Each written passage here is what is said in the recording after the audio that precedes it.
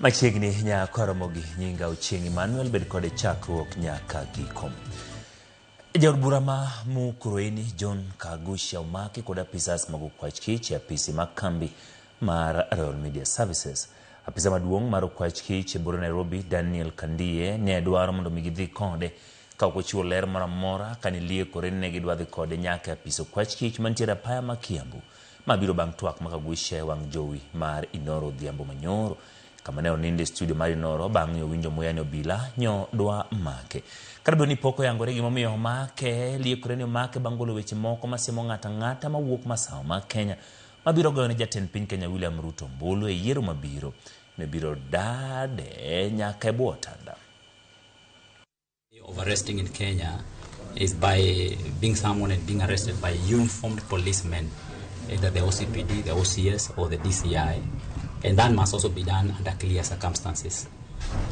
I mean, an arrest which is done by hooded, masked, armed men, I mean, more than 40 of them, more than 15 Subarus and double cabs, and then this is being executed at night, is definitely something which is suspect. We have been at the reception since the time Kagusha was arrested. We've not been able to access our client.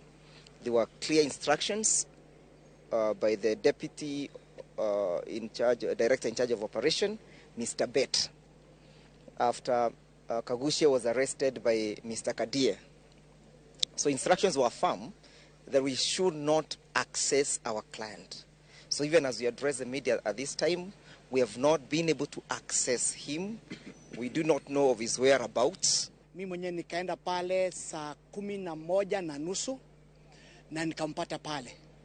Hakuwa amekula dina, hakuwa amepiga mpaka mswaki, nikampatia maji ya kunywa. Na nikaingia pale Morning Dawn pale kwa program.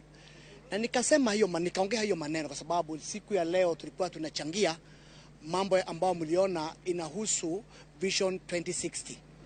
Na nikauliza wasikilizaji, tunawezaje ongea mambo ya 2060 na 2030 ilikuwa imesemekana ya kwamba freedom of speech na freedom ya kuwa Mkenya it is going to be guaranteed, na huku kuna magari kama 30.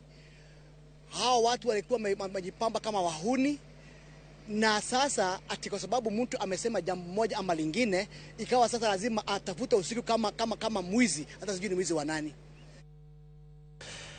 Jatend piny Kenya William